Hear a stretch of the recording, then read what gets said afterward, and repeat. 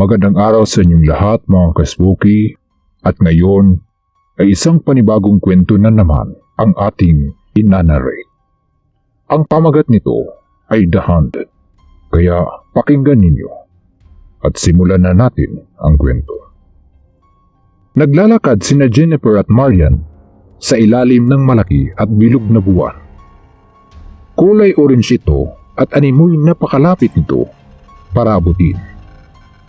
Ganoon ang pagkatingin ni Jennifer dahil na rin sa dulot ng espiritu ng alak na nainom niya. Galing sila sa isang bar sa Malate. Kapwa nakainom at tipsy ng dalawa. Naglalakad sila sa kahabaan ng Aguinaldo Avenue. Isang mahabang kalye iyon bago makarating sa dormitoryo nila. Walang kahit anong sasakyan ang dumaraan. Walang tricycle o pidigab sa lugar. 1:30 na ng umaga. Tanging mga iba't ibang kulay ng pusa at malalaking aso ang kanilang nakikita sa dinaraanan.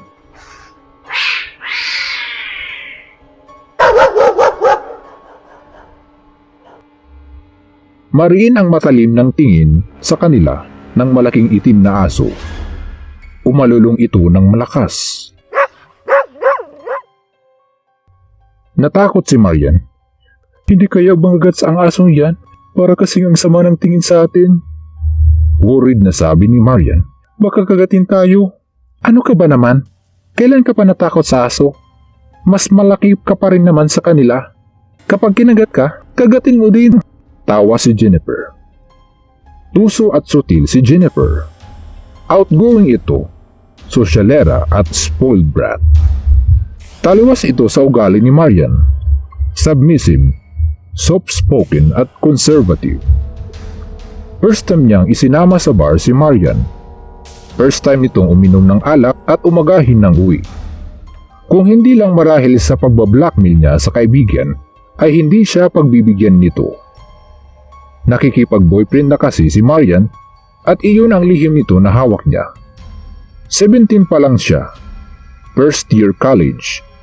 Mahigpit na ipinagbawal ng mga magulang kay Marian ang makipag-boyfriend hanggat hindi pa nagdidibo. Ang totoo ay nakilala sina Marian at Ricky dahil sa kanya. First love at kababata ni Jennifer si Ricky, pero lingid ito sa kalaman ni Marian. Nakahiyaan niyang aminin dahil nagpakita nga ng interes si Ricky sa kaibigan. Ayaw niyang magpaaway. Noon naman kasi ay hindi siya sure na talagang magkakagustuhan ang dalawa. Walang kamalay-malay si Jennifer na may lihim siyang galit sa best friend dahil mahal na mahal niya si Ricky na ngayon ay binabaliwalian na siya. Tumatakbo sina Jennifer at Marian dahil hinahabol na sila ng malaki at itim na aso.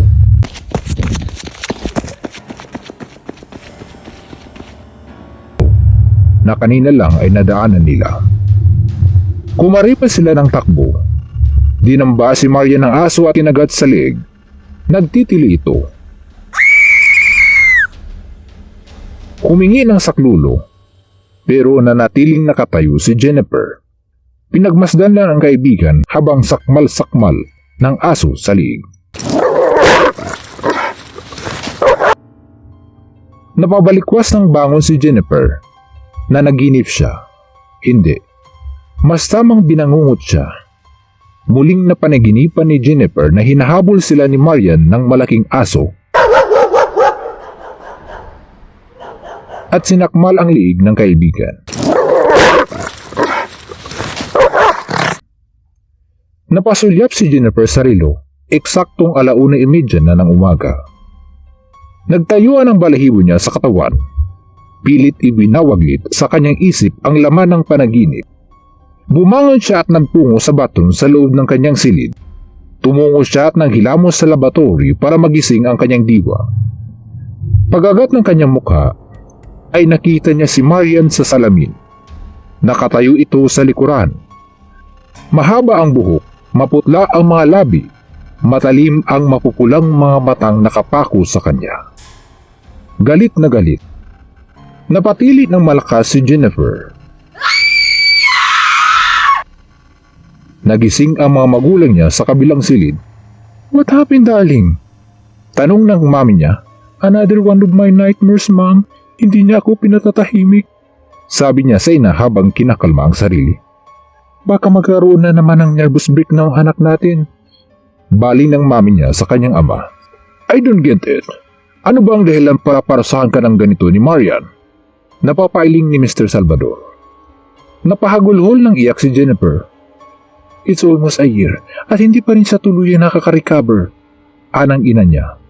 She's really pathetic. It's been a year but she's still haunting you. Sabi pa ng daddy niya. May ilang buwan na ang nakakalipas mula nang matagpo ang bangkay si Marian habang palutang-lutang ito sa isang ilog. Huling nakita si Marian na buhay na kasama sila sa isang bar sa Malate. Hindi pa rin tumitigil sa pag-iyak si Jennifer. Inaalo na siya ng ina sa pamamagitan ng paghagod nito sa likod niya. It's all my fault. Iyak niya. Shh! Hush darling, huwag mong sisihin ang sarili mo. Hindi mo ito kasalanan. No ma'am, kasalanan ko ang lahat. Ako may kasalanan kung bakit siya namatay. Kaya gumaganti siya sa akin. Kaya niya ako pinaparasahan ng ganito. Kaya hindi niya ako tinitigilan hanggat hindi siya makaganti sa ginawa ko sa kanya. Sabi ni Jennifer. What do you mean? Kunot ang noo ng daddy niya. Magkakasama kami, Dad. Hindi totoo ang sinabi ko sa mga investigador na naunod siyang umuwi nung magkakasama kami sa bar sa Malate. Nang pauwi kami, nag-away kami dahil kay Ricky. Mahal ko si Ricky, pero siya ang minahal ni Ricky. Inggit na inggit ako sa kanya dahil sa pagmamahal ni Ricky. Nag-away kami. Nang itulak ko siya ay nahulog siya sa malalim na manhole. Tumama ang ulo niya at nawala ng malay tao. Then, what did you do? Tanong ng ama. Wala, Dad. Wala akong ginawa to save her. Dahil sa galit ko sa kanya, inisip kong she deserved it. But I was wrong, Dad. Muli ay napahagulhol si Jennifer. Ayokong makulong. Dad, Mom, help me. Ayokong makulong. Don't worry. Hindi ka makukulong. We promise you that. You'll be safe. Sa palagay ko, we have to move out of here. Makabubuti siguro na sa probinsya muna tayo tumira o magbakasyon muna tayo. I think that's a good idea. Tugon ng ina. This morning I will file a vacation leave and will forget all about it. Sabi ng daddy niya. Kailangan na siyang ilayo ng mga magulang sa lugar na iyon dahil hindi lamang siya ginugulo ni Marian sa panaginip. Maraming pagkakataon na tumatambad sa wallpaper ng cellphone niya ang mukha ni Marian. Sa iba't ibang pagkakataon, sa iba't ibang lugar, ay nagpapakita sa kanya si Marian. Sinusundan siya ng multo nito. Sa pamamagitan ng mga magulang ay tatakasan niya ang katotohanan at ang alaala ni Marian. Flight nila papunta sa Davao, ang hometown ng daddy niya. Sinundo sila ng uncle niya sa airport. Lulan sila ng isang space wagon. Nakasakay sa passenger seat ang ama. Ang ina naman ay katabi niya sa backseat. Napabuntong hininga siya. Sa wakas ay malayo na siya sa lugar kung saan sila nagkasama ni Marian. Malayo na sa bangungot ng nakaraan. Do you feel bitter, Iha? Nakasandal at nakayakap siya sa ina. Yes, thanks, Mom. Hinago nito ang buhok niyang hanggang nakatulog siya sa bisig ng ina. Ilang sandali ang lumipas.